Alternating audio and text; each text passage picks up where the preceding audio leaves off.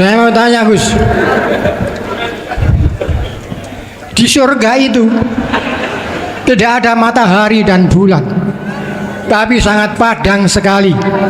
Padangnya berwarna putih, bersih, rasanya asri, langgeng untuk selamanya.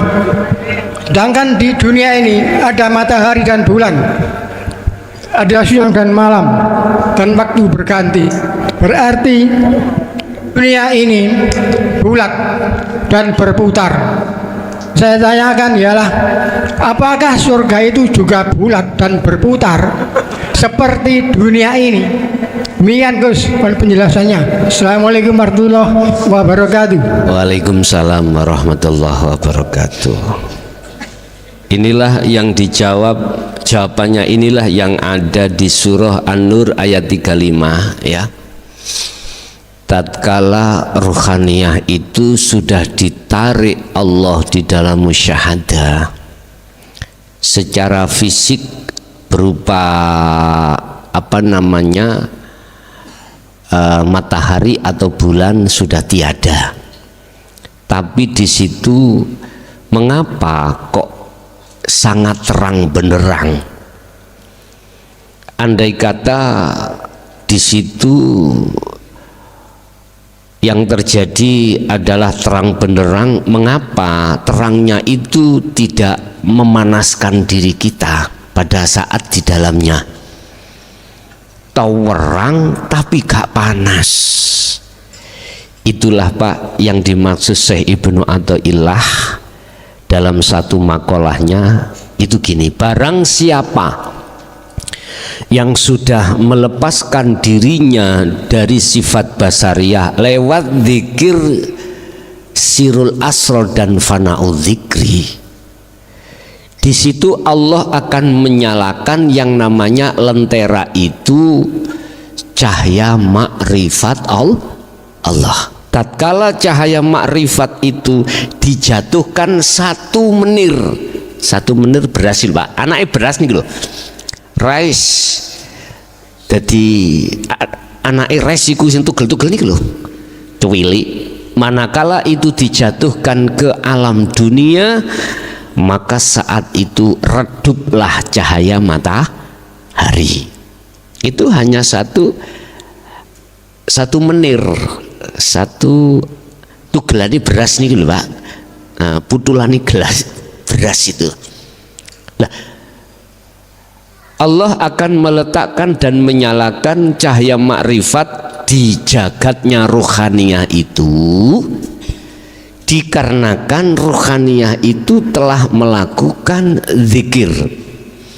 Yang dimaksud zikir adalah sadarnya diri bahwasanya semua itu hanyalah Allah yang segala-galanya, yang jatuhnya itu di su'aul basirah, supaya murni tidak ada perserikatan, maka dijatuhkan di ainul basirah, sehingga yang merasa dan yang dirasakan, yang melihat dan yang dilihat itu hanyalah dirinya sendiri hidup itu. Oleh sebab itu Bapak Ibu, mereka yang sudah dijatuhkan Allah di situ, laksana secara syariat itu surga yang tidak ada matahari dan bulan. Pertanyaannya, apakah di surga itu bunder gitu Pak tadi?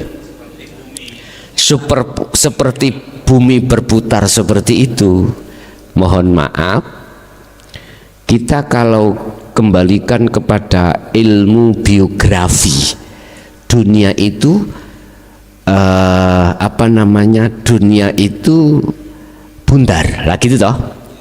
Terus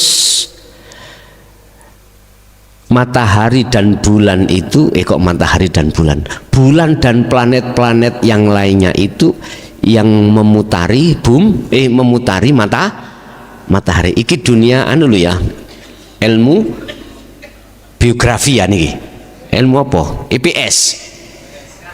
Matahari ku diem, planet yang lainnya yang berputar sesuai dengan porosnya masing lah, begitu toh, sesuai porosnya masing-masing. Pertanyaannya, apakah surga itu juga berputar lah, gitu toh? Tak jawab gini, Pak, lihat dalam posisi kita ada di mana. Kalau di posisi musyahadatul fana dan kamil, yaitu kadang jatuh, kadang tidak, kadang makrifat, kadang tidak. Tapi kalau panjenengan itu posisi ada di bakok, ya sudah, tidak berputar, diam aja. Dan atau ketika saat jenengan iki di posisi musyahadah, detik-detik ya, detik-detik di musyahadah nggak berputar, nggak berputar, walaupun jenengan ada di fana dan di kamil, diem.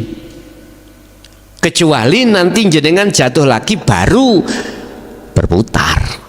Istilah gini, Pak, jenengan gak usah bingung, Gusti Allah ya gak mentolo, jenengan kedelep kelelep nih lho, Pak ya, tenggelam, gak sampai bongkok, Kak, engkau ditarik Allah maneh.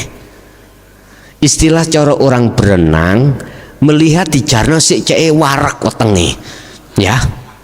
Nanti sebelum mati Anda pasti ditarik kembali. Itu di fana dan di kamil.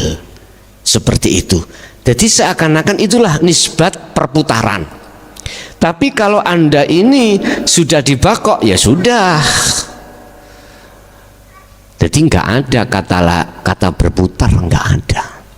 Wis, ini kalau kita kembalikan pada syariat besok mungguh wong penerko syariat, bayangannya kan ngone alam lah, gitu toh.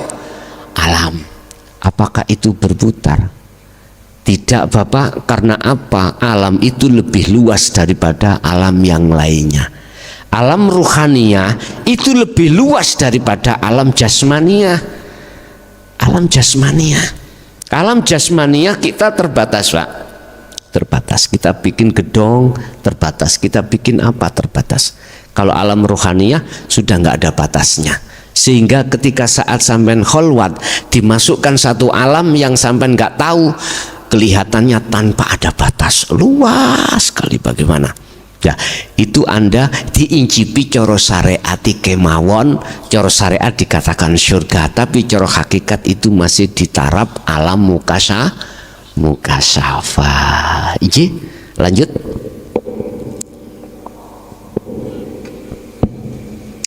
Assalamualaikum warahmatullahi wabarakatuh. Waalaikumsalam warahmatullahi wabarakatuh. Abi kulo badhe tanglet tentang kewajiban. Ketno titik nduk suarane. Tak kon menyanyi kapok ono. Lah wingi ono request. Apa Badhe tanglet tentang kewajiban. Kewajiban. Orang yang bersyariat kewajiban itu harus dilunasi karena hutang gitu. Apalagi terhadap Allah. Ini yang Umi pertanyakan itu tentang sholat, Bi. Katanya orang bersyariat itu harus dibayar. Misalkan tinggal 1 tahun, 2 tahun tetap harus dibayar. Terus gimana bagi orang berhakikat itu apa tetap dibayar, Bi? Sampun matur suwun penjelasannya. Assalamualaikum warahmatullahi wabarakatuh. Waalaikumsalam warahmatullahi wabarakatuh. Ketika Anda punya sang kekasih, kekasihmu itu melakukan kesalahan terhadap dirimu dengan bentuk selingkuh terhadap yang lainnya, lagi tidak? Kalau kekasihmu itu kembali kepada dirimu dengan ketulusan, apakah kau tidak akan mengampuni atas kesalahan kekasihmu? Halo, pasti kau akan mengampuni. Terus kesalahan-kesalahan itu, apakah kau akan menuntut kekasihmu itu untuk membayar? Nggak mungkin. Justru dengan kepatuhan kekasihmu yang sudah kembali pada dirimu, itu sudah menjadi sebagai jawaban. Sebab ketika Anda melakukan hukum zahir tanpa batin, itu ing ngersane Allah nggak tercatat sebagai amalan solihan makbulan. Wis, iki gak nek diterima cara syariat lo ya. Mengapa di situ tidak termasuk amalan makbulan? Karena ketika berlakunya perilaku kita di dalam ibadah amaliyah itu, rohaniyah kita itu lari dari Allah. Itu. Jadi kesimpulannya, ghafarallahu lakum min dunubikum. Kan sudah dikatakan, apabila jatuhnya cintamu itu sudah pada Allah dan sudah melepaskan cinta ruhaniyahmu terhadap selain Allah, yuhibbukumullah, Allah akan menjadikan kau sebagai kekasihnya. Terus pertanyaannya, bagaimana kesalahan-kesalahan yang sebelumnya itu dilakukan? Wa yaghfir lakum dzunubakum, diampuni segala kesalahanmu, sebab wallahu ghafurur rahim. Begitu. Nek kau melihat hukum syariat maneh, ya lakonono maneh. Gampang toh? Cara poso saurono. Lah ngene lho. Paham, Bu? Inji. Assalamualaikum warahmatullahi wabarakatuh. Nuwun sewu Gus, tanglet masalah roh. Masalah roh. Ruh. Nggih. Miturut keterangan dari hakikat, adanya ruh itu kan bareng, bersamaan. Nggih. Tidak ada laki-laki, tidak ada perempuan. Disinkronkan dengan keterangan di syariat, innalillahi wa inna ilaihi raji'un, asal dari Tuhan kembali kepadanya. Jadi yang kembali itu rohnya. Nah, terus di situ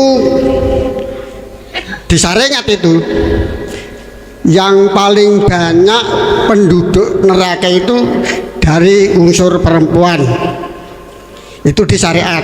Nah, tadi di unsur apa, hakikat, munculnya roh itu, adanya roh itu bareng, tidak ada laki-laki, tidak ada perempuan. Iku Gus itu ngeluh aku Gus. Mohon itu diterangkan. Assalamualaikum warahmatullahi wabarakatuh. Ketika saat ruhaniyah itu dijabel atau ditarik oleh malaikat Israel,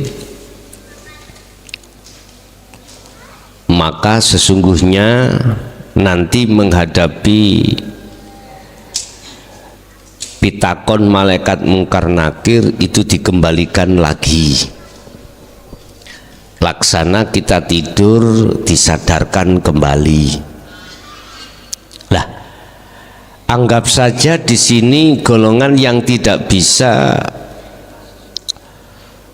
menjawab daripada pertanyaan malaikat mungkar nakir, ahli hijab. Allah menyatakan dalam salah satu surat yang berbunyi, manusia nanti akan dibangkitkan kembali yaumi yub'atsun,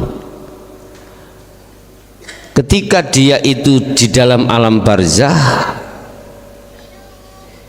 ila yaumi yub'atsun, mengalamilah satu alam yang disebut zaman kebangkitan.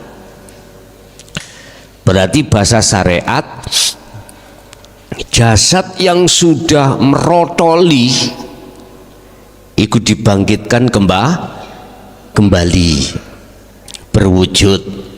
Akhirnya disitulah muncul hukum syariat, ada laki, ada perempuan.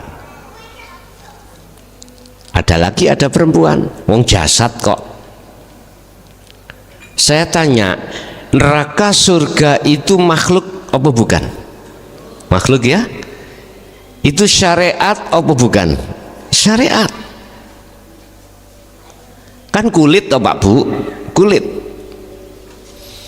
Ketika saat kita bicara kulit, maka betul ada laki juga ada perempuan. perempuan. Maka ruhaniyah itu yang laki dikembalikan yang jasadnya laki seperti dulu, yang perempuan yang dikembalikan perempuan, dan tidak memakai pakaian apapun. Enggak memakai pakaian. Sing wedok ya muda, sing laki-laki ya muda.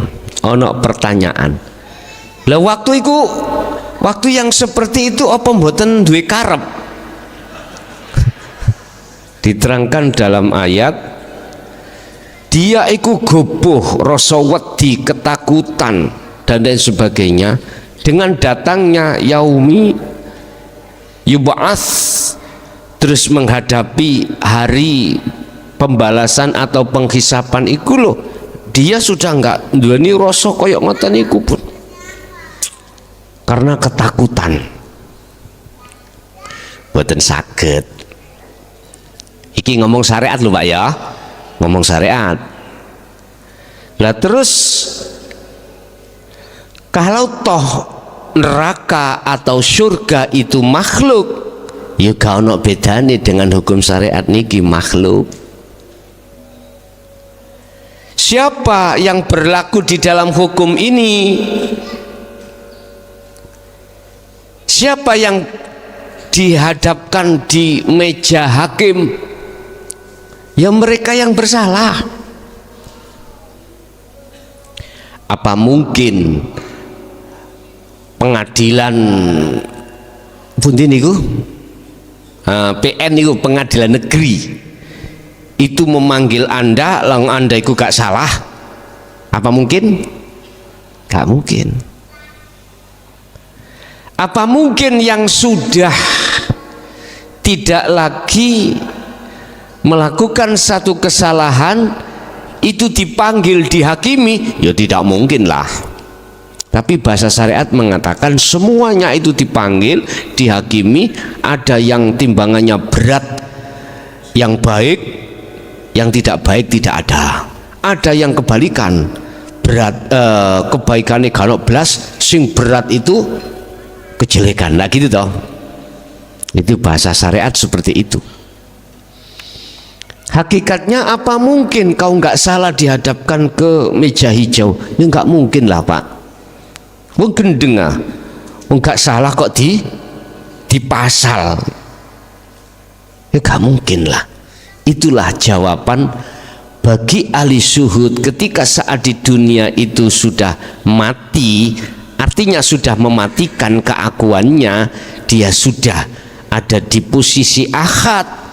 Ya nggak mungkin dia itu ngeliwati hukum-hukum yang diliwati ahli hijab tadi loh Pak, nggak mungkin. Tapi diisyarahno di dalam hukum syariat bagi mereka pertama sudah bisa menjawab pertanyaannya malaikat Munkar Nakir, kemudian dia dibangkitkan masuk di dalam salah satu 8 golongan yang mendapatkan payungnya Allah ketika hari kiamat, dan dia akan masuk dalam golongan ketika melewati Siratal Mustaqim, dia itu selamat sampai tujuan. Isyarai ngono. Padahal mohon maaf bagi ahli syuhud khususnya kan sudah tidak berlaku lagi hukum syariahnya lah gitu toh. Artinya syariat itu sudah jadi hakikat, sudah tidak bicara hukum syariat, hakikatnya tidak. Justru syariatnya itu sudah dijadikan hakikat. Sehingga Bapak Ibu, disitulah letak yang dimaksud golongan sayaquluna alladzina qalu udkhuluha bisalamin aminin. Hanya golongan kekasih Allah lah yang bighairi hisab, wis gak dihitung karena tidak ada kesalahan, wis gak ditimbang-timbang. Apa nih sing ditimbang? Dikatakan hakim yang paling adil adalah Allah. bagaimana Anda itu dihadapkan ke hakim, lah wong Anda itu nggak salah. Lucu lah sing dihadapno hakim itu karena ada tuntutan jaksa, lah jaksa menuntut karena P21 dari kepolisian. Kepolisian memanggil Anda karena nyalahi hukum, melanggar undang-undang. Lah gue gak ngelanggar undang-undang. Apa mungkin polisi nyeluk terus disedik, diledek, muncul P21 di kejaksaan, akhirnya disidang? Ya gak mungkin lah. Nek iya iku dagelan niku. Ngene lah, iku dagelan. Padahal gak mungkin, Pak. Allah menghakimi hambanya tatkala hambanya itu tidak salah. Paham maksud kula? Sing gak kena dihakimi Gusti Allah. Mula dadi ya wis mentok ya.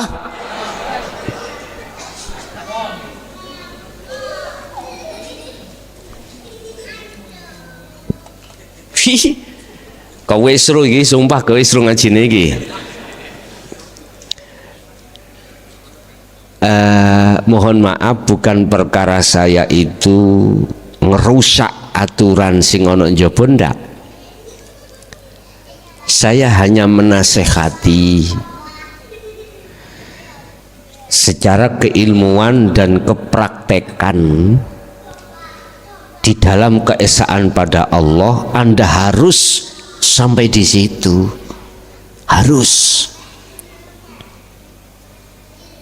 Terus pertanyaannya, apakah besok itu ahli syuhud kekasih Allah iku ya ono lanang ono wedok ngono ta?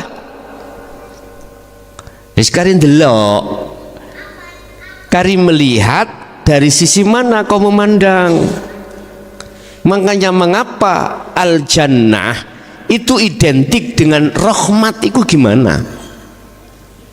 Ar-Rahim iku Ar-Rahim iku identik dengan Ar-Rahman iku bagaimana? Ya tinggal kita melihat di dunia ini. Nek jenengan nyawang dengan kacamata kulit, ya sing ngaji ya muklason. Nek Anda melihat kacamata batiniah, sing ngaji ya hidup. Kalau hidup ya gak butuh kulit. Wis tinggal pertanyaannya, mandangmu lewat mana? Lo gitu aja. Jelas nggih? Oke. Yang paling menarik maneh, lah lapo kok wong wedok sing akeh sing ngenggon-ngenggoni alam neraka? Krana wong wedok iku kandhanane iku angel.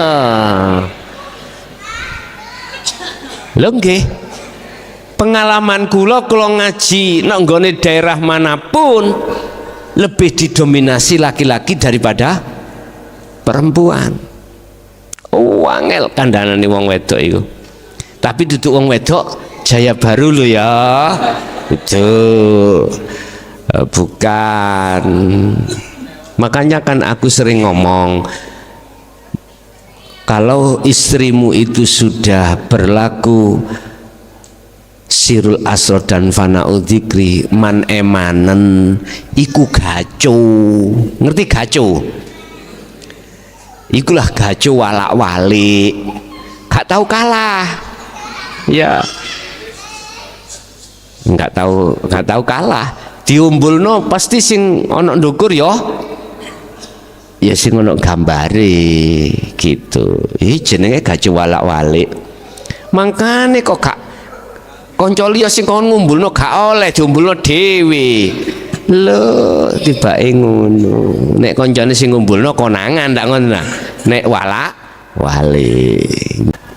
4 unsur tadi adalah api dengan angin yang masuk di dalam sifat basariyah,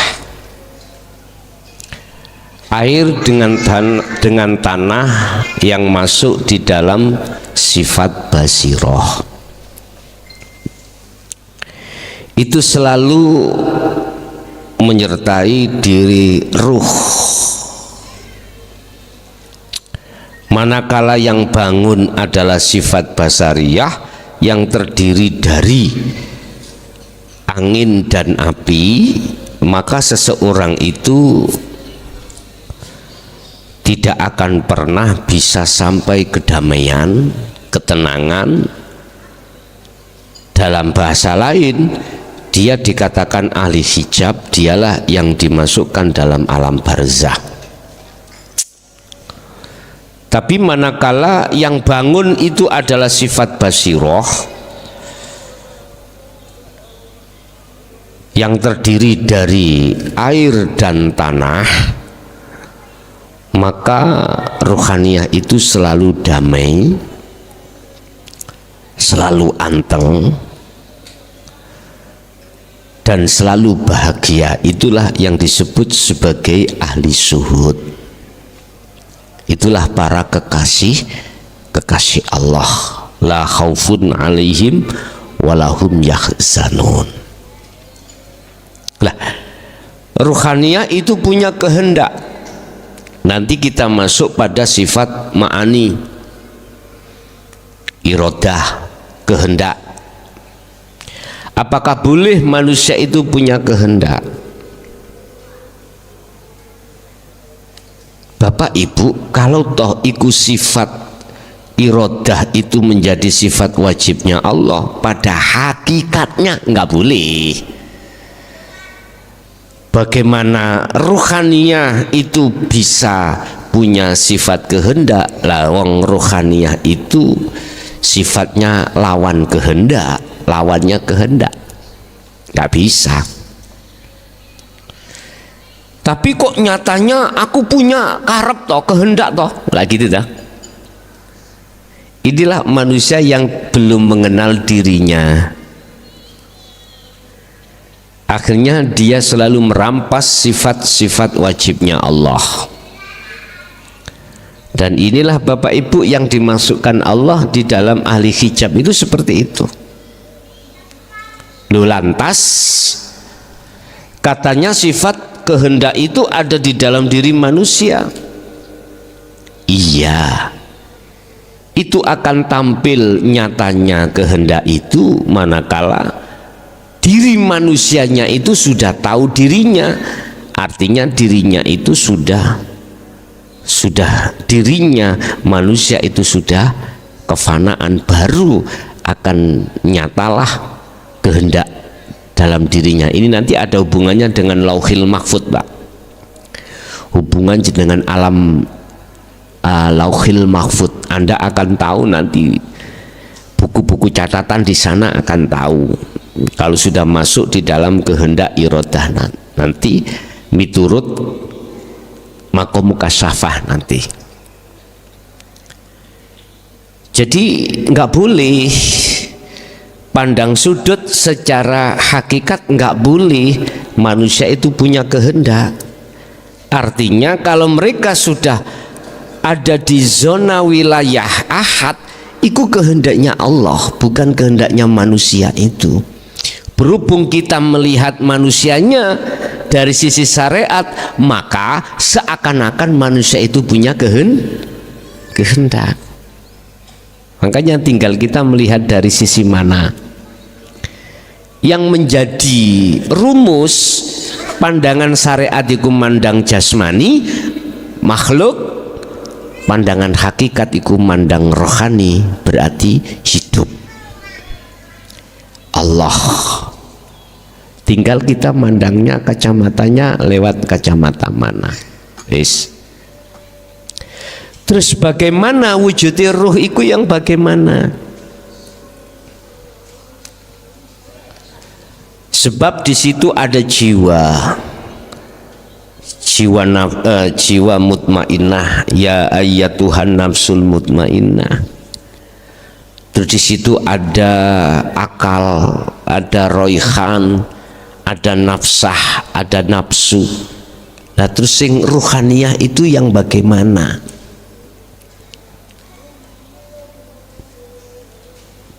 Bapak Ibu, kalau jenengan melihat dari sisi kacamata syariat,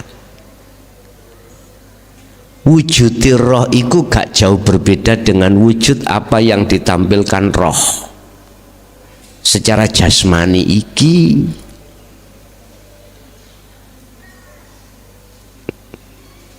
Tetapi tidak bisa kau memakai hukum pasti ya wujudi roh iki ya nyatane wujudi dohir iki, tidak boleh. Nah, inilah yang ada seseorang yang mempunyai satu amaliyah untuk menemui rohnya sendiri, jiwa pada dirinya sendiri, akhirnya mengatakan kalau sudah ketemu dirimu berarti kau sudah sampai makrifat. Bukan bos, bukan. Kadang kan kita itu waktu suluk, kita itu ketemu diri kita lah gitu dah. Ada yang seperti itu. Yo persis wajahnya iki. Terus Anda mengambil kesimpulan, inilah man arafa nafsahu, sapa wonge sing ruh awake. Dimaknani seperti ini, bukan. Salah. Hadis qudsi yang mengatakan man arafa nafsahu iku barang siapa yang tahu dirinya, itu maksudnya hidup, itu bukan hidupmu. Loh itu loh baru tahu. Itu yang dimasakan tahu, bukan ketemu waktu kholwat ruhaniyah itu mau keluar dari dirimu menemui diri. Bukan Pak, bukan itu. Yang ku maksud man arafa nafsahu itu kau itu sadar bahwasanya kau itu tiada, loh gitu loh. Sehingga mengapa kalimat berikutnya, kalau kau sudah tahu dirimu, ya faqad arafa rabbahu, kau dikatakan tahu Tuhanmu. Ini menyangkut masalah hidup, bukan pertemuan ketika saat Anda ikut kholwat ketemu dirimu sendiri, bukan bos. Yang dimaksud man arafa nafsahu itu adalah kau nyadari kalau kau tiada. Loh itu loh. Loh bagaimana kau ini sadar kalau kau itu tiada, wong kau tiada kok iso sadar? Ternyata gandeng fakot arafa rabbahu, berarti sing sadar iku sing nyadari Gusti Allah. Ya apa? Yo hidup itu sendiri. Sehingga saya pernah katakan sing delok iku yo sing didelok. Yang melihat dan yang dilihat itu satu pelaku. Tadi saya katakan, yang dikatakan tahu dirinya sendiri itu kau sadar kalau dirimu tidak ada, sudah tiada. Terus dibantah, bagaimana kau bisa sadar kalau dirimu tiada, wong kau itu tidak Akhirnya teruskan qad arafa rabbahu gitu Pak. Ayatnya kan ngeten. Di kok angel. Man arafa nafsahu faqad arafa rabbahu. Barang siapa yang kenal dirinya, tahu dirinya, maka betul-betul dia itu kenal atau tahu Tuhannya. Maksudnya Anda itu sadar kalau Anda itu sudah tidak ada. Duh, bagaimana bisa kita akan sadar kalau kita tidak ada? Lah wong kita tidak ada kok. Bingung buat teman. Terusnya ayat faqad arafa rabbahu, berarti yang sadar, yang mulus, yang tidak berserikat, yang tahu sendiri, yang sadar sendiri itu siapa? Ya robawiku. Hidup itu Pak. Bagaimana kau bisa melihat lah? Kau itu tidak ada kok melihat itu. Bagaimana kau manusia dikatakan tahulah kau tidak ada. Justru yang tahu itu yang ada. Yang bisa melihat yang ada, yang ya tetap yang ada. Wong gak ada kok bisa melihat ada, itu piye toh? Rusak iki hukum, nggak boleh. Sehingga yang melihat dan yang dilihat itu satu pelaku. Satu pelaku.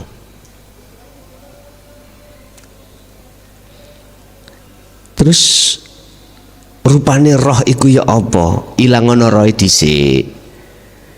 Karena aran roh itu aran roh itu makhluk, baru nanti akan tahu jenengan.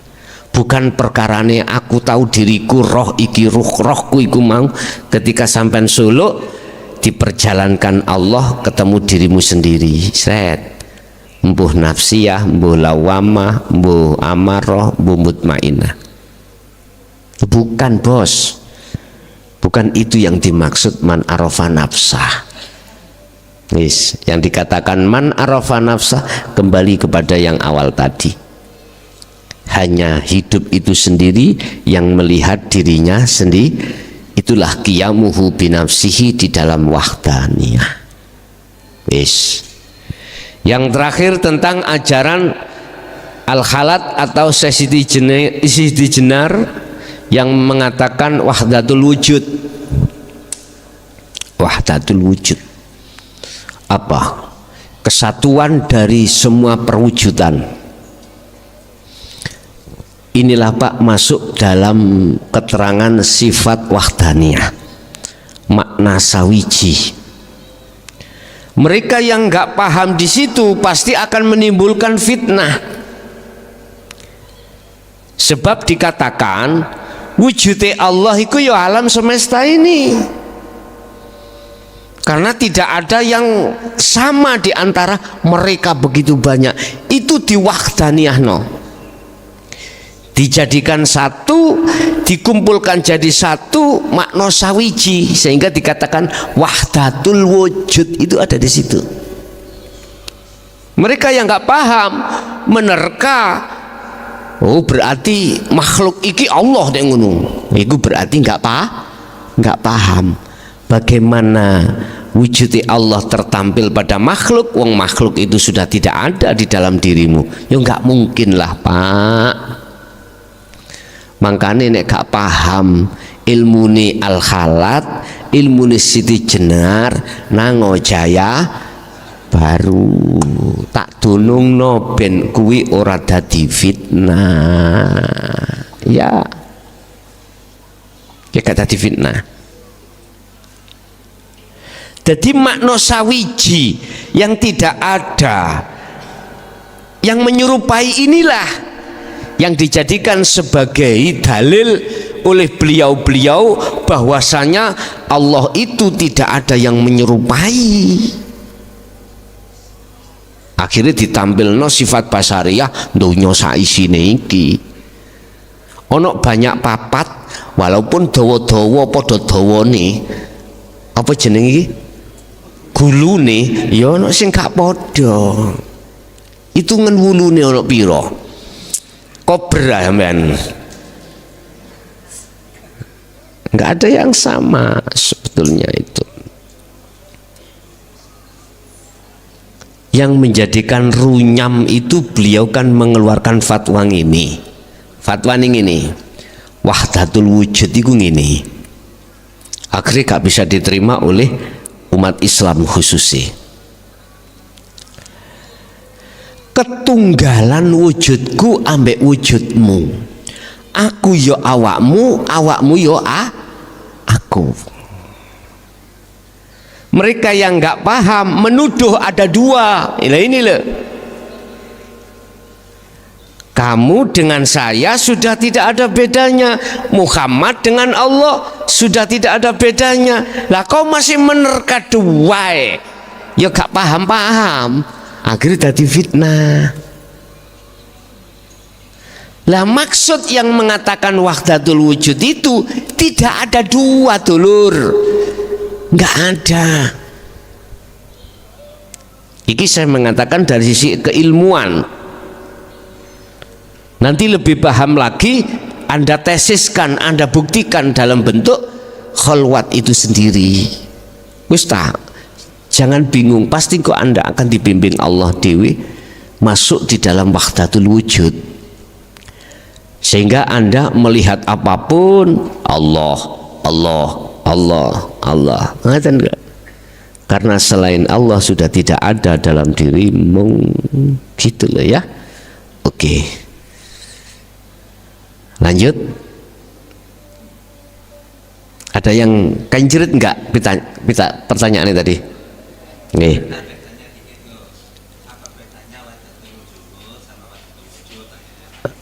Wahdatul juhud kali wahdatul wujud. Wes, wahdatul juhud itu apa sih? Suhud apa juhud? Oh, suhud. Wahdatul sisi nek suhud iku sudah lenggah ning akad. Nek juhud iku proses menuju suhud, ngono lho ya. Lah yang dimaksud itu juhud nek ngoten. Suhud, nek dimaksud suhud ya nggak ada bedanya sudah. Wahdatul wujud dengan wahdatul syuhud nggak ada bedanya sudah. Nggih. Assalamualaikum warahmatullahi wabarakatuh. Waalaikumsalam warahmatullahi wabarakatuh. Yang saya tanyakan, bagaimana untuk menjadi istri yang mar'atus solihah? Dalam hadis ada khairu nisaikumul wadudul luwaladul musiyatu itattaqinallah, yang artinya sebaik-baik wanita di antara kalian adalah yang penyayang, memberikan keturunan, yang taat dan yang suka membantu suaminya di jalan takwa kepada Allah. Terus yang kedua yang saya tanyakan, al-jannatu tahta aqdamil ummahat. Mohon dijelaskan kedua-duanya secara hakikat Gus. Sampun ngoten mawon. Assalamualaikum warahmatullahi wabarakatuh. Waalaikumsalam warahmatullahi wabarakatuh. Bagaimana ciri-ciri mar'atun sholihatun? Di dalam hadis itu dijelaskan, di samping dia mau membantu apa yang menjadi kerepotan suami, dan juga dia mendukung atas ketakwaan pada Allah. Apakah mereka itu yang disebut sebagai mar'atun sholihah? Kalau boleh saya katakan, kalau secara syariat itu berat, Bu. Kita mengatakan berat. Artinya kalau ruhaniyah kita belum bisa memandang beriman hanya pada Allah, berat sekali, Bu. Itu berat. Aslinya seorang istri itu tidak berkewajiban untuk membantu seorang suami dalam hal apapun. Itu sebetulnya mencuci, masak, nyusoni itu kewajibannya seorang suami. Istriku koyok emas iku lho Pak ya, dilebokno kotak, diman-man, nggak boleh, dipukul nggak boleh, dihina pun tidak boleh. Kalau kita menghitohkan, mengembalikan hukum sebenarnya itu seorang wanita dalam hal istri nggak wajib untuk membantu kesibukan seorang suami, nggak boleh. Aslinya ngoten. Sampeyan tinggalin ning Arab kono. yang ada di pasar, yang dodolan, yang beli itu semua laki-laki.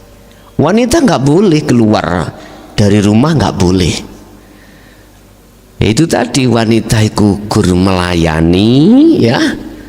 Opo sing dibutuhno seorang suami. Udah. Berhubung orang laki-laki nggak keluar asinya, asi ya, maka istri membantu untuk menyusui. Boleh si istriku mengatakan, Pak, banyu susuku sakwulan 1 juta. Boleh Bu ya, nek sampean mentoh. Masih Pak yang ngono, ya kuwi nek engke dhuwit ya jak icrat-icrit lah ngono ah. ASI itu boleh Bu, jenengan itu minta bayaran pada suami, Pak, banyu susuku sakwulan itu 3 juta. Itu sebab yang berkewajiban itu adalah seorang suami. Tapi gak mungkin lah itu terjadi lah gitu toh, gak mungkin. Untuk mengimbangi jenengan punya penghasilan piro, blekno wis, blekno. Tahu blekno? Berikan semuanya, Bu. Ini Bu hasilnya saya kerja tadi 1 minggu. Udah biasa nih lo, biasa nih. Uang kalau sudah dipegang istri, ya uangnya istri. Jaluannya wangel no. Biasa nih dengan alasan kebutuhan rumah tangga, ya, kebutuhan di dapur, kebutuhan macam-macam. Biasa nih. Nek angel ngunu tak wurui Pak, ya. Tak wurui. Sampai kudu duwe kesak double. Sampean kudu nyisano piro gunung kok gawe tuku rokok, nek pancen gak oleh dijaluk maneh lho ya gawe tuku rokok lah ngono lho. Tapi yo nek iso yo aja ngono, ibuke yo aja meleki. Wong pake wis loman ngono kok. Udah. Ketika sang istri itu mau menyusui dan tidak menghargakan asinya, itu termasuk salah satu mar'atun solihah. Terus masak, mencuci itu sebetulnya kewajiban seorang suami. Manakala si istri itu membantu, itu pun juga salah satu tanda mar'atun solihatun. Terus tadi masalah takwa, ya gitu. Yang dimaksud takwa itu bagaimana Pak? Takwa yang mana? Apakah takwa secara fisik apa rohani? Kalau secara fisik, ya ning syariat kui, di syariat itu. Kalau takwa secara rohani, berarti hukum di hakikat, meninggalkan larangan dan menjalankan perintah. Sekarang takwa di jasmani, udah itu di syariat sudah maklum. Sekarang di rohani, apa yang dilarang? Berkasih mesra ruhaniyah dengan selain Allah. Apa yang diperintah? Ruhaniyah harus bercinta hanya pada Allah. Itu maksudnya mendukung dalam ketakwaan. Berarti mar'atun solihatun kalau sudah duduk di sini dan melihat Allahnya saja, maka ketika saat suami mengatakan, Bu, ono arek seneng aku Bu, sakno nggawa yatim, aku jane eman yatime sano, otomatis sampean njukuk yatime katut sak rondo, otomatis lho gak kadek gak zaman sekarang lo ya. Akhirnya bagaimana mar'atun solihatun itu? Kalau sudah memang betul-betul duduk di situ, jawabannya pasti gini. Karena di dalam Al-Quran, mengapa Allah memprioritaskan terhadap ar-rijal itu qawwamuna 'alan nisa. Fankihu ma tobalakum minan nisa masna wa thulatha. Loro dulu, gak siji. loro langsung terus telu baru wakof berhenti, tidak situ tapi loro terus telu langan tetap minan nisa mathna wa thulatha waruba papat baru leren. Berarti nek golek bojo ojo luwih teko papat. Nah, iki wong lanang. Tetapi di situ ada garis bawah. Fa in khiftum alla ta'dilu fawahidah. Jikalau kau tidak bisa berbuat adil, maka hanyalah satu aja. Adil itu bagaimana toh, Pak? Apa tah sing kono 50 kene ya 50 juta, kono 50 juta? Bukan. Kalau kita bicara adil secara syariat melihat kebutuhan. Lah sing mbok uwek iku anake papat, mbok nom anake loro. Apa ya padha kebutuhane? Halo? Enggak sama. Nah, kita bicara adil itu sangat luas, Pak. Sangat luas. Belum lagi kita mengatakan adil secara hakikat. Apa adil secara hakikat? Enak gak enak ya padha ae. Wis ah. Tutuk kuno apa durung? Nek durung tutuk kuno aja pola. Wis jelas nggih maksud kula. Jadi ada yang mengatakan wong mar'atun sholihah iku nganut yo gak nang ngono tok kok liwat dalan kene kenek kok. Iku alasan wong wedok biasa ngono sing gak gelem dimadu biasa ngoten. Tapi kita tidak bicara di situ, Pak. Kepatuhan ruhaniyah jenengan terhadap Allah sampai di mana? Yang dilewatkan Allah itu dalam diri seorang suami. Kepatuhan ruhaniyah kita pada Allah yang Allah melahirkan dirinya terhadap hidup dalam seorang suami. Wong lanang iku Bu tak kandhani sampean, iki rahasia sebetulnya. Semua orang laki-laki itu pasti pingin rabi maneh. Karena Qur'annya gitu. Iya, apalagi di Madura sana wangi, wah kiai nek bojone siji rokan berarti kiai ini kiai ku paling enggak 3-4 nggih di Madura gitu ya, kiai gitu. Karena suka para wanita-wanita itu taat pada kiai, nanti dapat anak bin nasab dari seorang kiai, biasanya gitu. Saya tidak bicara di ranah situ Bapak Ibu ya, ranah rohaniyah. Kalau kita bicara mar'atun sholihatun, itu tingkat ketaatan rohaniyah kita pada Allah yang dijatuhkan pada suami itu bagaimana? Kadang-kadang kita itu mohon maaf di dalam rumah tangga nggak mungkin toh menghadapi kondisi enak terus, nggak mungkin. Suatu saat kita dihadapkan kondisi yang tidak enak. Bagaimana kita mensikapi saat itu? Ketika saat enak, aku yakin ketika ruhaniyah jenengan iki sudah eksis di dalam sirul asrar dan fana'ul dzikri, aku yakin sibuk jenengan itu melihat Allahnya. Kalau sudah melihat Allahnya, aku yakin jenengan tidak ada rasa di dalam hati jenengan itu yang gelisah, yang khawatir, enggak. Ayo terus no, nek gak remek kuwi suwi-suwi. Lah ngoten nggih. Jarno ae ngono lho. Pun. Untuk yang kedua, al jannatu tahta aqdamil ummahat. Surga itu di bawah telapak kaki. Itu isyarah, Bu. Isyarah. Maksudnya pepet terus. Apa pepet terus nih? Tekanlah terus hukum di dalam syariah dengan hukum hakikat. Maksudnya apa? Tekanlah hukum yang di dalam syariat yang kita jalani itu ditekan dengan hukum hakikat. ketika berlakunya hukum syariat, ruhaniyahmu itu jangan merasa dirimu yang melakukan.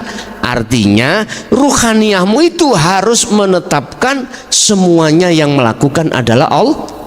Inilah yang kumaksud dalam satu makolahnya Syekh Ibnu Athaillah, amaliyah apapun dasarono rohaniyahmu itu makrifat pada Allah. Digambarkan ketaatane anak terhadap orang tua. Yang paling bawah itu apa toh, Bu? Telampaan toh? Nah itu berarti jadikanlah biru walidenmu menjadi birul iku apa? Birul iku kebagusi. Jadikanlah bagusi dirimu terhadap orang tuamu itu menjadi bagusi dirimu terhadap Allah. Inilah yang diunen-unen non di dalam Jawa, wong tua loro minangka pangeran katon. Nah, di sini berarti kita bicara bir itu menjalankan kebagusan. Jadikanlah kebagusan dirimu terhadap orang tuamu itu menjadi kebagusanmu terhadap Allah. Berarti apapun yang Anda lakukan, birrul walidaini itu menjadi birmu terhadap Allah. Berarti nggak jauh berbeda dengan kemakrifatan pada Allah. Oke, ada lagi?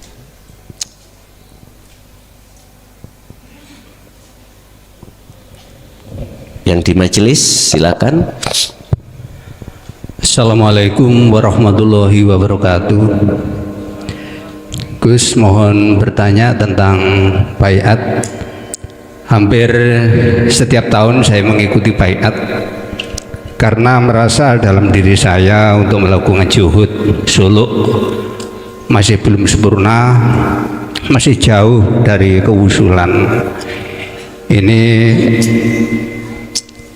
bagaimana, seperti kapok Lombok nantinya itu setelah melakukan maksiat kita taubat, melakukan dosa kita taubat, apakah seperti itu atau bisa dikatakan makruh? Mengatakan yang bisa saya tanyakan, mohon penyelesaiannya. Assalamualaikum warahmatullahi wabarakatuh. Waalaikumsalam warahmatullahi wabarakatuh. Ketika ruhaniyah itu dimasukkan Allah di dalam musyahadatul fana dan kamil, maka ruhaniyah pasti dikatakan melanggar aturan. Berhubung ruhaniyah itu melanggarnya itu tidak diharapkan dirinya melanggar alias tidak disengaja, maka hukumnya seperti orang puasa ketika siang lalai dia makan. Itu hukum yang ada di dua kelas itu pasti terjadi seperti itu. Seperti itu. Tetapi hal ini tidak akan terjadi manakala Allah sudah memindahkan di dalam musyahadatul baqa. Ya. Jadi kesalahan itu tidak datangnya sengaja dari diri jenengan, tapi memang sudah disetting Allah seperti itu semata-mata liyabluwakum ayyukum ahsanu amala, supaya Anda akan semakin kuat ruhaniyahmu itu dalam hal kemakrifatan pada Allah. Nah, terus tentang masalah baiat itu mempunyai pengertian di dalam hakikat adalah menyambungkan talinya ruh terhadap Allah. Lah, kalau sudah disambungkan, apakah boleh dibaiat lagi, ikut lagi? Kalau toh itu menurut Anda pengukuhan, nggak ada masalah, begitu. Okay? Beliau ketika mendakwahkan mutakot seketiku, sebelumnya itu ada satu sidang di mana sidangnya itu tidak akan pernah diketahui oleh siapapun kecuali yang di dalamnya itu sudah wahdaniyah. Ketika saat itu digelar di tengah masyarakat, yang maksud tujuannya itu tidak keluar dari satu ayat, yakfur bitauhid wa yu'min billah, dan ayat anibudullaha wajtanibut tauhid. Beliau itu membuat hal yang seperti itu sangat berhati-hati, sangat berhati-hati. Karena apa? Nanti penerima dan dampaknya di tengah masyarakat, bagi yang tidak memahaminya, maksud di situ pasti ditengarai sebagai ajaran yang tidak benar. Sehingga mengapa para mursyid, guru-guru kita dulu itu mewanti-wanti, memesan banget, jangan pernah ini kau beritahukan terhadap yang lah. Bahkan orang dekat kita, istri anak, nggak boleh. Sampai di situ. Bapak Ibu, setelah berjalannya waktu, akhirnya tentang apa yang selama ini disembunyikan, tahun berapa itu? 2007 kalau nggak salah. Di situ ada salah satu yang dijadikan Allah sebagai maskot. Tahu maskot ya men ya? Apa maskot itu? Coro remi ku apa joker ya? Joker. Memerintahkan terhadap satu hambanya, yang hambanya itu masuk di dalam ayat arsala rasulahu bil huda wa dinil haq liyudhiruhu ala dini kullih. Secara terang-terangan yang nantinya akan disampaikan di tengah masyarakat dengan maksud untuk mensucikan rohaniyahnya itu, yang tadinya menjadi belenggunya nafsu biar tidak menjadi belenggunya nafsu. Tetapi maskot ini Allah sengaja mendesain dengan bahasa jasmani itu dia hilangkan. Sebab siapapun nanti yang akan bicara hal ini dengan terang-terangan, maka pasti akan menghadapi satu kelompok di mana kelompok itu mengatakan dzalika dzalalatun, wakila zil mudil. Mereka akan mengatakan ini sesat dan menyesatkan. Biar terkondisi ruhaniyah beliau itu ketika saat menghadapi zona yang seperti itu, maka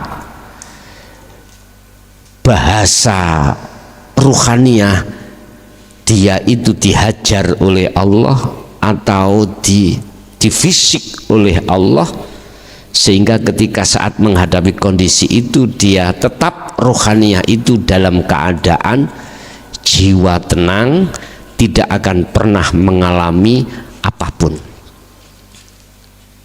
Artinya tidak akan pernah mengatakan yang tidak menerima itu salah, enggak. Kalau yang sudah menerima itu maklum, enggak usah dibicarakan. Cuman ketika menghadapi satu kelompok, sing kelompok itu menyalahkan, inilah bagaimana ruhaniyah beliau itu tidak ada kata menyalahkan. Akhirnya dia tetap mengatakan maklum, memang belum mengerti. Mengapa demikian? Karena sibuk ruhaniyah itu melihat kehendak Allah. Kan Allah menghendaki dua kelompok toh. Wa minhum man hadanallah wa minhum man haqqat adzalalah. Ketika beliau itu sibuk melihat Allah di dalam kelompok yang menolak, dia tidak menyalahkan yang menolak. Secara syariat dia mengatakan maklum karena belum mengerti. Karena sibuk melihat semua adalah kehendak Allah, walaupun sekalipun menghadapi kelompok yang menolak tetap tidak menyalahkan. Siapa dia? Maskot itu ternyata dijawab di dalam hukum syariat, namanya Muhammad bin Abdillah. Syariat ya, Muhammad bin Abdillah. Makanya mengapa di situ dikatakan banyak rasul dan nabi yang tidak bisa mensyafaati umatnya syariat kecuali Nabi Muhammad.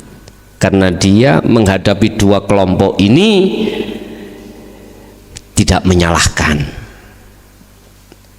Buktinya ketika saat menghadapi kaum Taif, buktinya beliau saat menghadapi tetangganya yang selalu membikin kesalahan, biar Muhammad itu tadi ngamuk-ngamuk, biar Muhammad itu menyalahkan dia.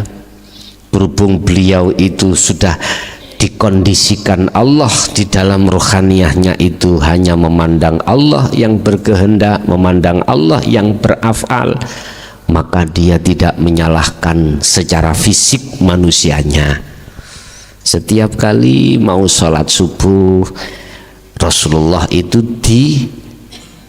diidoni, diludahi oleh tetangganya, sampai suatu saat beliau tertinggal sholatnya itu karena menunggu si tetangganya lama tidak meludahi. Ditunggu, ternyata beliau itu sakit.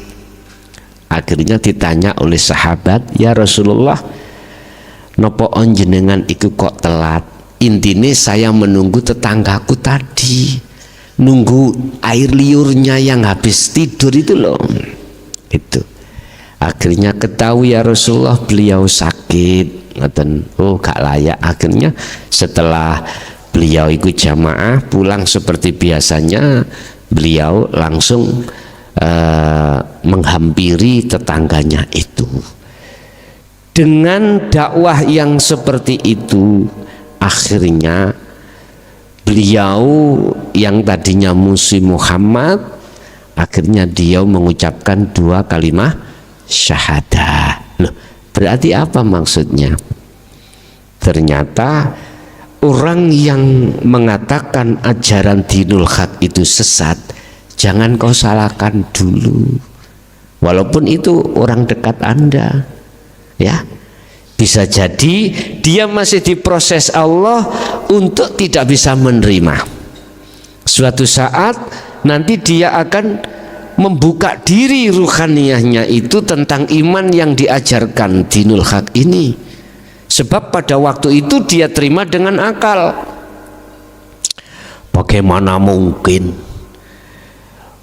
yang menjebolkan tanggul kok Allah? Ya jelas air itu. Sebab kalau tidak ada air banjir nggak mungkin jebol, gak masuk akal. Memang secara akal awalnya seperti itu.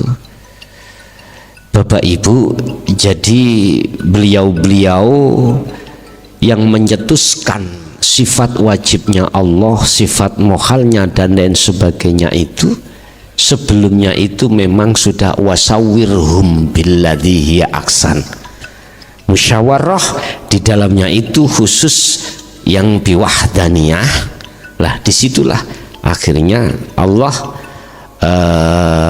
mengutus satu utusannya, di mana nanti pada saat waktu yang sudah datang yang ditetapkan, dia akan menyampaikan di tengah-tengah umum. Istilah bahasa Jawa, kambange watu hitam, kambange gabus, kambange watu, keleme gabus. Ya sudah, ketemunya ada di tahun 2014 itu. Nggih, sejarah mawon sing dikupas nih loh. Nggih, monggo. sudah Agak didekatkan, Pak. oh iya. Yang akan saya tanyakan sudah disebut Gus tadi, Al-Ma'un ayat 4 dan 5 yang bunyinya fawailul musholin, maka celakalah orang yang sholat. Kemudian dihubungkan dengan ayat 5, allazina hum an sholatihim sahun, yaitu orang-orang yang lalai terhadap sholatnya. Nah, saya ingin tanyakan celaka dengan kata lalai di sini. Alangkah banyak orang yang lalai. Nah, kriteria lalai dalam sholat itu tolong dijelaskan selengkap mungkin. Yang pertama. Kemudian yang kedua, ketika kita tadi sudah mendengarkan, saya mengikuti juga dari YouTube dan langsung ke sini,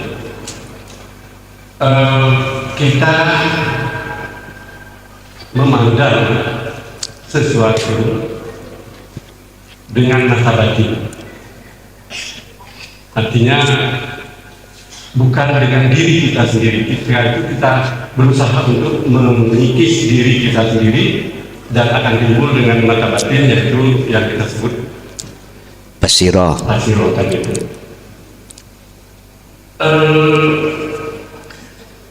Hubungan dengan ayat ini 4 dan 5 tadi, ketika kita sudah belajar tarekat, ilmunya banyak. Nah, salah satu hubungan dengan sholat, yaitu sholat da'i. Apakah ada kriteria tertentu seseorang itu bisa melakukan sholat da'i? Apakah dia bisa dengan alasan karena dia tidak bisa konsentrasi atau karena apa sehingga dia sholat da'i? Mohon penjelasannya. Apakah dibenarkan yang diambil keputusan seperti itu? Dia tidak melakukan sholat secara syariat karena dia tidak selalu kategori lalai, kemudian dia memilih sholat da'i. Terima kasih. Assalamualaikum warahmatullahi wabarakatuh. Waalaikumsalam warahmatullahi wabarakatuh. Di dalam ayat daimun itu, di dalam ayat sahun itu, ulama ada yang mengartikan lalai dalam sholat itu ditafsirkan seperti ini.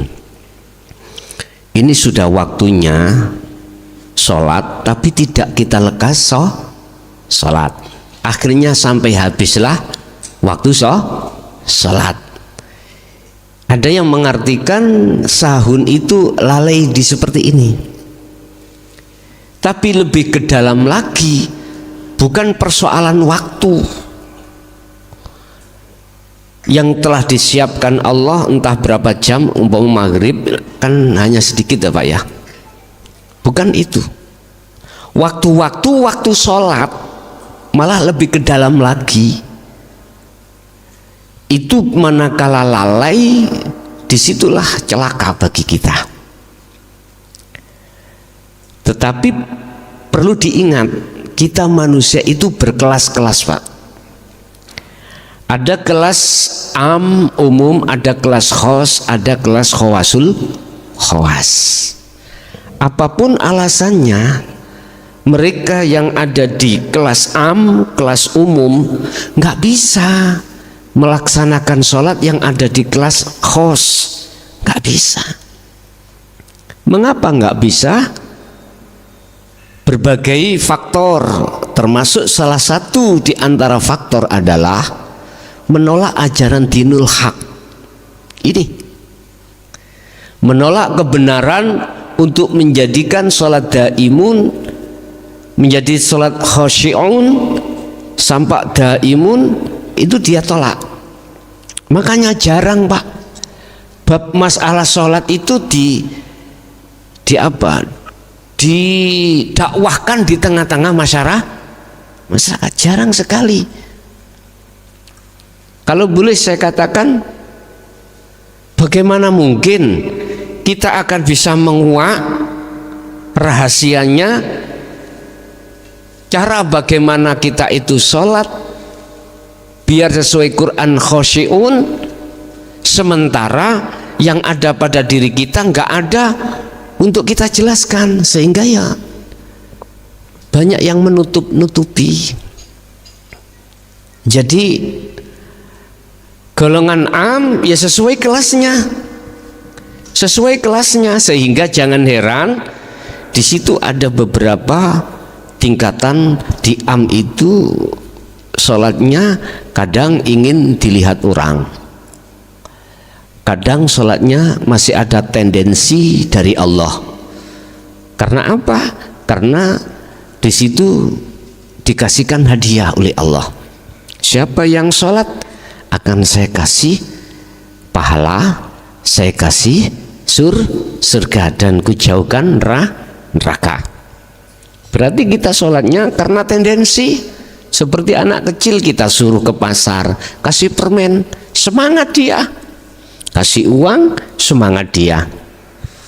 Tetapi kalau tidak dikasih hadiah, ngapain kita akan sholat? Enggak ada hadiahnya. Loh, golongan kita yang ada di am, karakternya memang seperti itu, Pak. Sehingga lebih banyak dia itu berjamaah, karena jamaah itu lebih tinggi daripada munfaridan, daripada sendiri. Jamaah 27, kalau sendiri adalah cuman jamaah aja. Andai kata Allah tidak kasih pengebang atau hadiah, misalkan kamu sholat tidak saya kasih apa-apa, mana mungkin kita golongan am berangkat? Nggak mungkin. Lah itu kelasnya, Pak, memang seperti itu.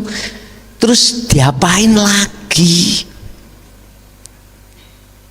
Nah gitu, Pak, ya. Makanya Allah tegaskan fawailul lil musallin alladzina hum. Siapa? Alladzina iku mau yang dikatakan rusak kerusakan itu siapa? Diterangkan di ayat berikutnya, yaitu alladzina hum an sholatihim sahun, yang lalai dia.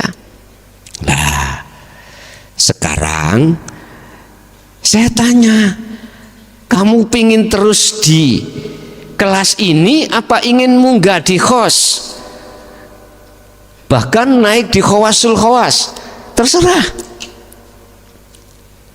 Kalau masuk ke khos lain lagi persoalannya. Disitulah nanti kita akan menemukan maksud daripada sholat daim.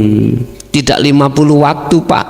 Tidak 5 waktu, tapi 50 waktu yang terkenal 24 jam. Itulah sholatnya ruhaniyah. Allah terangkan hal ini di dalam surah Al-Baqarah 238. Hafidhu ala sholawah, tidak hanya 5 waktu, tidak hanya secara fisik, tapi wassolatil wusta, sholatnya ruhaniyah. Lah, ketika kita tanya bagaimana perilaku sholatnya ruhaniyah ini, bagaimana caranya? Lah, barulah, Pak, di situ nanti dibuka di dalam surah Al-Kahfi ayat 110, yaitu sholat yang ruhaniyahmu makrifat pada Allah. Wa qumu lillahi qanitin ay khosyiin, baru bisa melakukan sholat dengan khusyuk, karena rohaniyahnya itu sambungi menyang urip ning kuwi di situ. Lah muaranya, kuncinya bisa sambung tentang masalah iman dan penghadapan rohaniyah itu jatuhnya di sirul asr sampai fana'udzik dzikri. Lah ini akhirnya dijelaskan di dalam surah Al-Mu'minun ayat 1 dan 2. Qad aflahal mu'minuna alladzina hum fi sholatihim khashi'un. Sungguh beruntung bagi orang-orang yang beriman ini ketika sholatnya dalam keadaan khusyuk. Apa khusyuk itu? Makrifat Allah. Baru di situ dilatih di dalam wassolawah adi kemakrifatannya itu dilatih di dalam sholat 5 waktu, otomatis nanti akan dengan sendirinya geser ke aktivitas lain, aktivitas sholat 5 waktu makan, waktu apapun. Akhirnya ruhaniyah tetap melakukan wassolatil wusta, ruhaniyah melakukan sholat, bertemu Allah di situ. Loh, inilah akhirnya disebut sholat daim. Daim itu langgeng. Jadi sholatnya itu 50 waktu, tidak 5 waktu lagi. Begitu Bapak Ibu. Nah, siapa golongan yang sudah sampai daimun? Ya khos dan khawasul khawas. Nek khos iku udah sakarepe piye, aktivitas apapun tetapi ruhaniyah tetap sambung terhadap Allah. Sing khawasul khawas, nah inilah jadi ada keseimbangan antara hukum syariat dengan hukum hakikat. Khawasul khawas baru bisa ditanya. Kalau kita tanya ke khos, biasa iku mbidek ae meneng ae. Urusamu, urusaku. Ya saya ngoten. Nek khawasul khawas bisa ditanya begitu. Nggih. Lanjut. Monggo. Jadi kalau sudah sampai khawasul khawas, yang 5 waktu yang tadi tetap dilakukan. Iya. Jadi kalau sudah itu yang 5 waktu lewat. Yang khos biasanya yang khos Pak. Yang khos itu biasanya 5 waktu, kadang iya, kadang enggak, karena sering akal akliyahnya itu ditarik Allah. Kadang waktu maghrib ditarik Allah akliyahnya, akhirnya dia gila.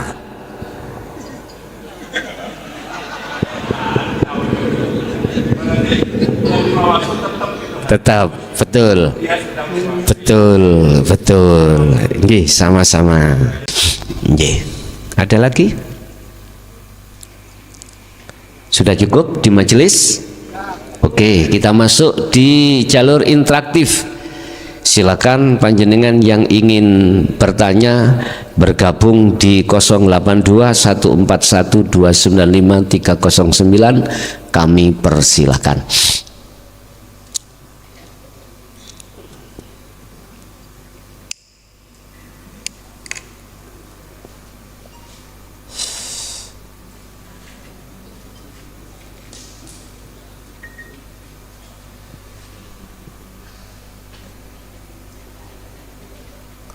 Oke Bapak yang ada di luar, silakan menawi mau bertanya. Ya, kami terima. Assalamualaikum.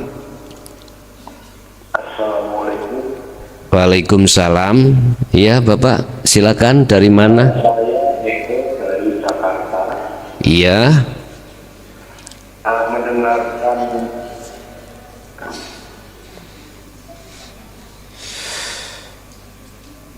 Iya Bapak. iya. Waalaikumsalam warahmatullahi wabarakatuh. Langsung. Ini mendengarkan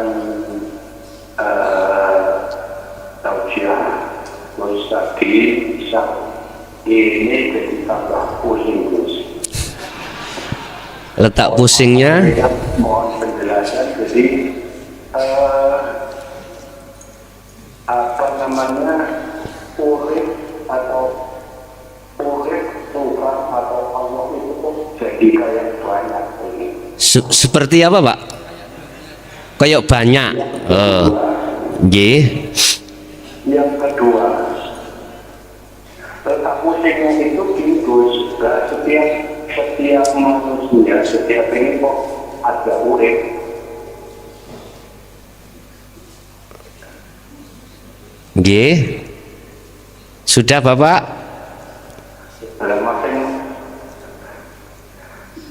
Yang kedua,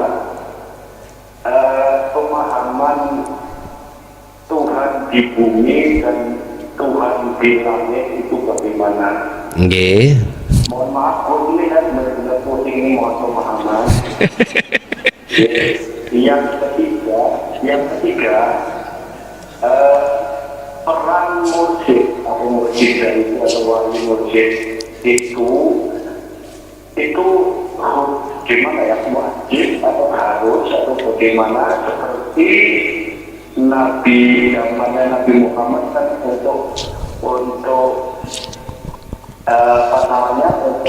mengajarkan ke umatnya harus seperti itu. Nggih. Terima kasih Gus. Pangapunten, mohon maaf nih pusing bener. Terima kasih. Wassalamualaikum warahmatullahi wabarakatuh. Waalaikumsalam warahmatullahi wabarakatuh. Iya Bapak, memang jenengan dibikin pusing dulu. Sama halnya kita belajar di sekolahan, dihadapkan pelajaran bahasa Inggris, pusing dulu. Nanti kalau sudah ketemu baru paham, oh jadi mudah. Oke. Sambil menunggu di belakang dari Jakarta, di bawah Jakarta, silakan. Assalamualaikum. Waalaikumsalam. Nggih, dari mana Bapak?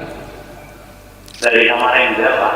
Samarinda, Kalimantan nggih, Samarinda itu? Oke, Kalimantan Timur, Pak Nasir.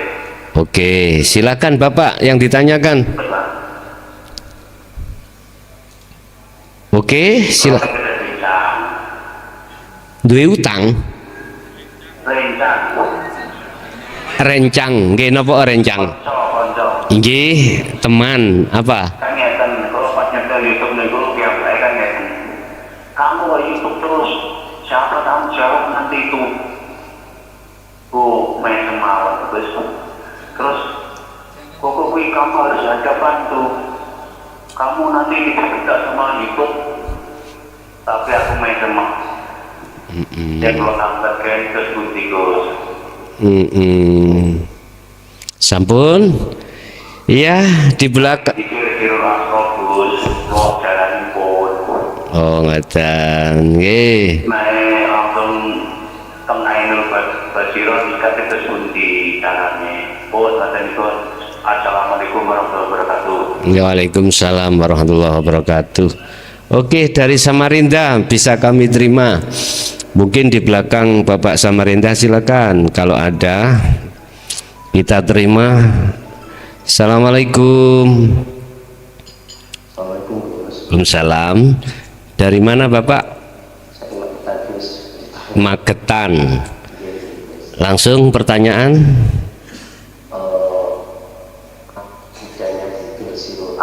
Itu sama merenung. Merenung itu apa sama gitu Gus? Zikir sirul asor sama itu bedanya apa Gus? Sama dengan merenung gitu ah? Iya. Iya. Kita pun apakah hidup ini merupakan satu kesatuan yang didasari hidup tunggal Gus? Sampun, kamu ikut makan Gus. Nggih. Assalamualaikum. Waalaikumsalam warahmatullahi wabarakatuh. Matur suwun dari Magetan. Oke, untuk pertanyaan di interaktif satu kali lagi saya terima. Oke, assalamualaikum. Halo. Iya, dari mana Bapak? Dari Denpasar Bali Gus. Dari Bali. Silakan langsung pertanyaan. Cuma mau minta saran ini. Saran gimana? Ya ini Gus, dalam perjalanan Ustaz, saya tuh akan masuk ke dalam ruangan. Makanya merinding ini. Iya. Masuk ke dalam ruangan yang sangat dingin dan pelangi. Tidak bisa disamakan dengan pelangi apa tuh? Nggih. Nah setelah itu terus saya keluar, perutnya itu sangat mau keluar. Nggih. Allah itu melihat, Allah itu duduk. Nggih. Nah, saya merasakan setelah saya sadar, Tapi proses itu Nggih. saatnya itu saya tidak merasakan apapun. Memang tidak merasakan apapun. Cuma Nggih. setelah saya itu sadar, baru saya melihat gitu loh. Dalam kalau boleh saya umpamakan saya ini saya melihat gitu loh. Gitu loh, Gus. Jadi saya tuh harus bagaimana, Gus? Nggih, sudah Bapak? Dan itu sudah masuk di makom apa, Gus? Oke, oke. Terima kasih, Gus. Assalamualaikum warahmatullahi wabarakatuh. Oh iya, satu lagi, Gus. Oh iya, nggih, satu kali lagi apa? Boleh saudara ini para ikhwan mengadakan Enggak dengar Pak, WA agak group. dikeraskan. Boleh nggak para ikhwan ini mengadakan WA group nih untuk di channel ini, Gus? Mengadakan WA group. Ya. Oh, ngoten. Nggih. Iya. Boleh, Gus, nggak? Oh enggak, nggih. Sampun cukup? Selamat, Gus. Assalamualaikum. Waalaikumsalam warahmatullahi wabarakatuh. Oke, di jalur interaktif sementara saya tutup dulu.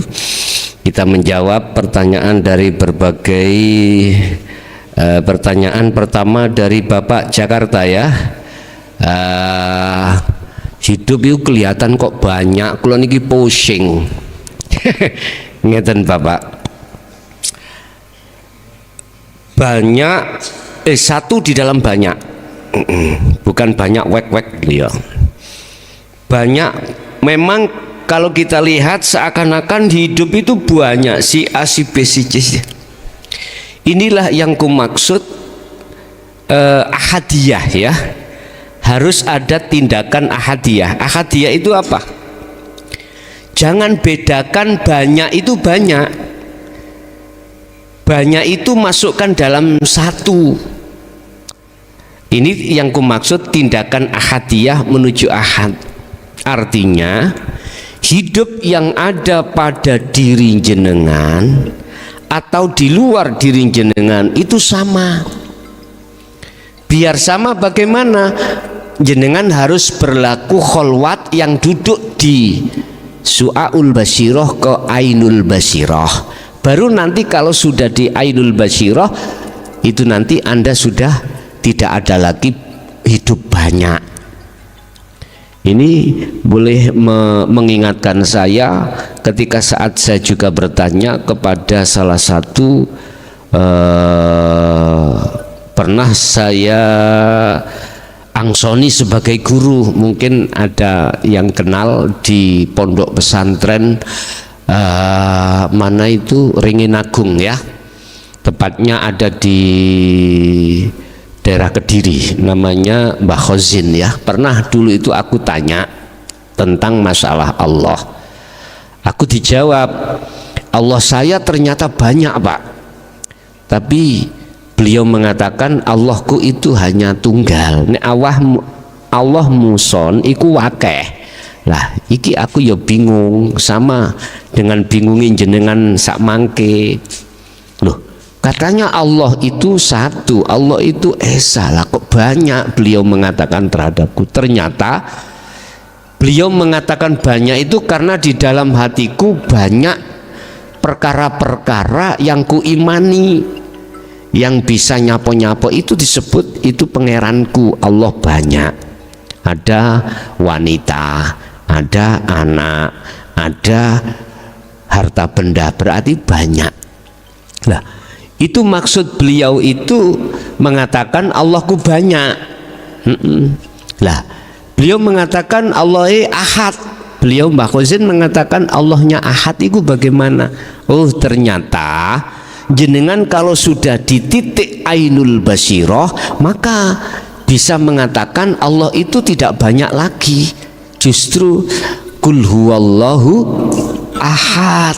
Itu di situ Pak. Nanti jenengan buatan bingung kalau sudah berlaku zikir sirul asrar di tingkat ainul basirah. Itu nanti tidak mengatakan banyak. Yes, itu yang satu. Tuhan di langit dan di bumi ya sama Pak. Kalau jenengan sudah di titik sirul asrar di di ainul basirah akan mengatakan bahwasanya inni wajjahtu wajhiya lilladzi fataras samawati wal ard sudah nggak ada bedanya. Walaupun kelihatannya banyak tapi ahad. Peran yang ketiga, peran mursyid. Tergantung kita melihat mursyid dari sisi mana. Kalau kita melihat dari sisi makhluk, ya manusia itu yang khusus membimbing ruhaniyah kita untuk ruhaniyah lekas tinggalkan selain Allah dan menuju pada Allah Al-Ahad di situ. Itu seakan-akan manusia itu yang kita terkas sebagai mursyid atau guru akhirat kita. Tetapi kalau kita melihat dari sisi hakikatnya, siapa sih sang penunjuk jalan ruhaniyah kita? Tidak lain tidak bukan adalah Allah. Lihat di dalam surah Al-Isra ayat setunggal itu, Maha suci sapa alladzi hidup arsala yang memperjalankan sapa hidup, yaitu bahasa syariat Allah, bi'abdihi terhadap hambanya. Berarti siapa mursyid kita hakikatnya tidak lain adalah Allah. Oleh sebab itu Anda di dalam thariqah ada istilah robitoh. Tolong robitoh jenengan silahkan secara syariat terhadap mursyid bangsa menungso, tetapi ruhaniyah sampean harus terhadap hidup, jangan terhadap makhluk. Begitu, biar Anda tidak mumet-mumet di jalur mukasyafah jebule dadi dukun, ya, biar Anda bisa sampai ke musyahadah. Pertanyaan dari Bapak Samarinda ning YouTube, nggih Pak, sampean itu orang yang mengatakan itu biasanya itu mereka itu belum mengenal dunia sirul asror, ya. Kalau mengenal dunia sirul asror, dzikir sirul asror, pasti mengatakan tidak, karena semua apa yang terjadi di situ ada Allah. Lah, saya memberikan nomor di dalam jalur telepon nomor pribadi saya itu untuk mengikis makalah yang mengatakan bila mana kau belajar di YouTube, kau itu sama halnya Anda berguru terhadap setan. Nah, saya kasih nomor itu biar ada sambungan wasilah langsung jenengan terhadap saya. Sebab orang yang belajar di YouTube itu Bapak Ibu tidak selamanya paham. Nah, ketika saat ketidakada pahaman, berhubung ada nomor wasilah yang dibuat untuk tanya jawab, maka inilah yang menolak makalah yang seperti itu. Makanya dulu saya pernah mengatakan, para pemberi ajaran dinul haq ini yang lewat medsos atau di YouTube, tolong sertakan nomormu supaya umat yang hanya bisa belajar di YouTube karena jauh tempatnya dan atau tidak mungkin karena umur kita sudah terlalu tua, biar bisa tanya langsung terhadap sumbernya. Kalau seperti itu, maka ini menolak makalah yang mengatakan belajar di YouTube sama dengan belajar gurunya setan. Biar gak setan seperti itu bahasa syariat. Tapi kalau saya petik dari hakikat, siapa yang memunculkan suara itu? Di situ kan ada Allah, Pak. Berarti kita mursyidnya langsung Allah. Tapi nggak bisa diterima dunia thariqah loh Pak, ini nggak bisa. Yo nek zamane Kanjeng Nabi langsung Allah, lah ngono nggih, yang namanya wahyu. Begitu Pak. Nggih, mohon maaf, bukan saya menyalahkan, tapi saya kurang sepaham. Berarti Allah biyen itu dengan Allah saiki gak bodoh. Lah ngono toh? Kuasane Allah itu langsung terhadap hambanya pada diri Rasul yang kita anggap itu. Berarti kita membatasi dengan kekuasaan Allah. Allah mampu memperjalankan hambanya walaupun itu terlepas dari sanad atau keturunan, mampu. Allah membikin tukang pencari hidung belang dia itu mampu untuk sampai pada Allah. Udah, itu YouTube. Yang kedua, bagaimana kita bisa sampai ke Ainul Basiroh. Pak, ketika jenengan iki berzikir Su'aul Basiroh, fungsinya Su'aul Basiroh, lekaslah, lepasen keakuanmu yang merasakan, yang mengimani, yang berzikir di situ. Lepasen. Aku yakin gak usah 5 menit, 10 menit langsung ke Ainul Basiroh. Dari Magetan tentang Sirul Asrar, apakah sama dengan merenung? Sama, Pak. Merenung itu kan tafakur. Tafakur yang berjalan itu adalah rohaniyah, iman kamu. Kalau seperti ini sama, Pak, ya. Yang berjalan rohaniyahmu bukan akliyahmu. Rohaniyah lewat iman, yang iman itu satu titik hanya terhadap hidup. Magetan. Dari Magetan yang kedua, apa ini? Hidup adalah satu kesatuan dari beberapa. Tidak, Pak. Hidup itu enggak ada kesatuan. Qiyamuhu binafsihi wahdaniyah. Hidup itu ya hidup, enggak ada kesatuan dari roh itu, enggak. La ibsarun wa mubsarun wa basarun, yang dikatakan wa ammal arifuna la yarawna li anfusihim syai'an. Yang dikatakan yang muncul makrifat hidup itu bukan karena satu kesatuan terhadap yang lainnya, enggak. Itu fananya sesuatu itulah. Memang kalau kita kembali kepada sifat kalam, sifat hidup itu ada 4, ya. Ini proses, Pak. 4 zat, sifat, asma, af'al. 4 perkara ini menjadi satu yang disebut sifat hayat atau hidup.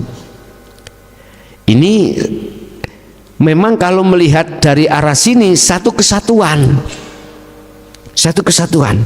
Tetapi ingatlah, hidup yang kumaksud adalah laisa kamitslihi syai'un, bukan sifat itu, itu bukan satu kesatuan, Pak. Fananya seluruh apapun. Barulah itu nanti kita sebut hidup yang sebenarnya. Nah, kalau memang kita bicara satu kesatuan lewat proses, kayaknya seperti itu, tapi tidak, Pak, ya. Pun dari Bali, saran tentang uzlah saya, ketika saat uzlah rohaniyah kita itu dikeluarkan. Gini, Pak, itu yang tadi saya katakan, man arafa nafsahu faqad arafa rabbahu, bukan itu. Memang ketika si salik itu melakukan suluk untuk usul pada Allah, terkadang diperjalankan jenengan iki seperti itu. Terus saya sering memberi pesan, tolong Sirul Asrar di dalam Su'aul Basiroh menuju Ainul Basiroh ini pegang, sehingga jenengan nanti tidak akan ada rasa takut. Karena kalau sudah Su'aul Basiroh itu yang memperjalankan jenengan itu hanya Allah, apapun resikonya. Sehingga tolong ketika saat berzikir tersebut yang namanya tawakal, pasrah total, udah jenengan jalankan itu. Jadi nggak ada rasa takut dan apapun. Itu caranya, Pak. Sarannya gak usah takut. Apakah nanti takut aku kembali apa enggak? Jenengan tadi ada rasa takut, bisa kembali lagi apa enggak? Udah. Apabila nanti terjadi lagi, gak usah takut, diikuti ya terus sampai kemana, mengalirlah seperti air mengalir.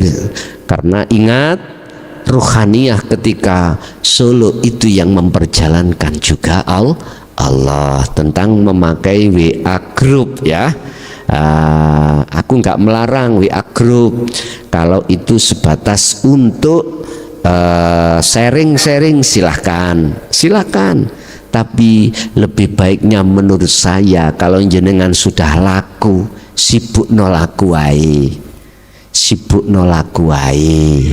Khawatir saya nanti kalau masuk dalam WA group, kalau itu nanti khawatir saya pinter-pinteran lali dengan kewajiban untuk melaksanakan kholwat. Menurut saya lah ya, udah masalah apa WA group sisihkan dulu, sibukkan ruhaniyahmu untuk kholwat. Kalau bahasa ringkasnya, udah sibukkan ruhaniyahmu berzikir sirul asrar. Apapun kondisi panjenengan, urusan melihat WA group silahkan. Jikalau tidak membekas di dalam hatimu, kembali kepada rasa pinter-pinteran, nggak ada masalah, monggo. Oke. Untuk selanjutnya di jalur interaktif silakan. Nah, ini sudah 4, tak tambah lagi 3 lagi, biar 7 nanti. Silakan yang ingin gabung di 082 141 295 309. Di seluler silakan Bapak untuk tanya. Tak dok ping 5 engko nek wis 5 gak ono ya wis tak tutup koyok dik wingi. 1 2 3 4 5 udah. Wis matur suwun yang sudah bergabung di jalur interaktif. Loh, kait metu ya napa niki? Kak. Hah? Ditampani mawon. Oh, ngoten. Ya wis. Assalamualaikum. Waalaikumsalam. Assalamualaikum, Gus. Nggih, dari mana Bapak? Ini dari Palembang. Mau menanya. Nggih. Iya. Iya. Yang mau saya tanyakan itu pada waktu kita kholwat, kita kan meletakkan kesananya. Kemudian yang kita bayangkan pada waktu kita kholwat itu apa gitu? Pada waktu kita kholwat apa yang kita? Pada waktu kita kholwat yang kita bayangkan pada saat itu apa gitu? Supaya kita itu nyambung dengan Allah.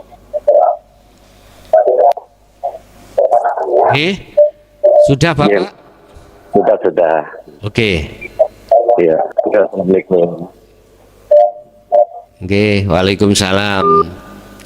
Apa tadi?